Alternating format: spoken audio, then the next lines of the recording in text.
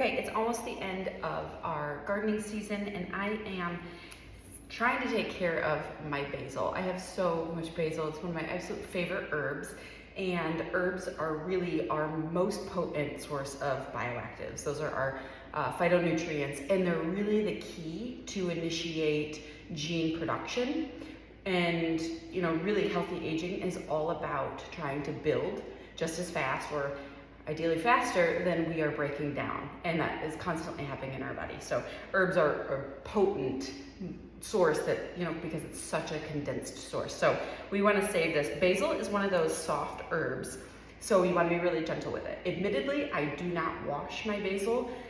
It is so tender, fragile, that when you wash it and move it around and cut it, you are more apt to bruise it. So what I do, because I grow my own, I don't wash it. Now, if you are buying it from the store, I might be more apt to wash it. Just thinking about the contamination that can happen crossing a bunch of different hands.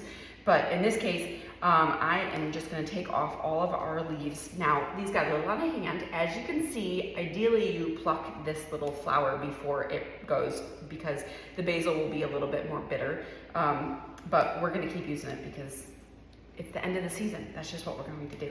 So I'm just plucking all this off, and then instead of cutting my basil, I am going to tear it. Now, I'll pull off these stems and I'll keep the big leaves, and then I'm just going to rough cut it or rip it into little 1/4 inch pieces or so and fill this little ice cube tray.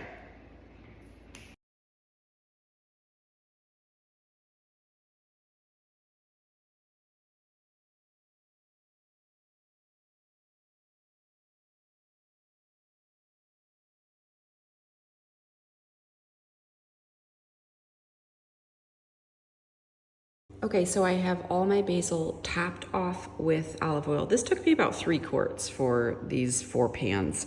I do prefer the larger wells. These are really small, and you just have to really manipulate the basil to get it down in, but make sure that the basil is fully covered. So I'll go back in and tap these couple of leaves down. They're insulated by that fat. Basil really dislikes being cold. You'll see it immediately bruise if you've ever put basil in the fridge. It's not the way to store it.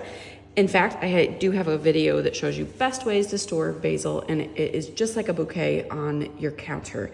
But you make sure that all these leaves are covered with fat, insulates them from being oxidized by that cold and air. And we'll freeze these, and we'll be right back. So these are your little cubes. You can see probably the grease on my hand, how quickly these have thawed already.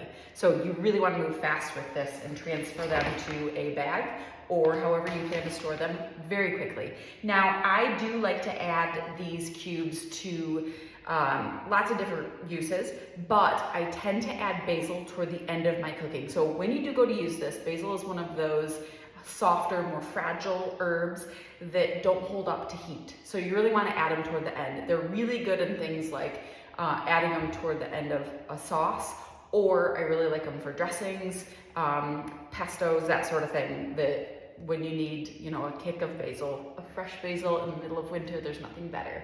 So let me know what your favorite ways to preserve basil are. If you try this, please let me know what you think of it, or if you have better ways. I'm always learning too. Thanks again.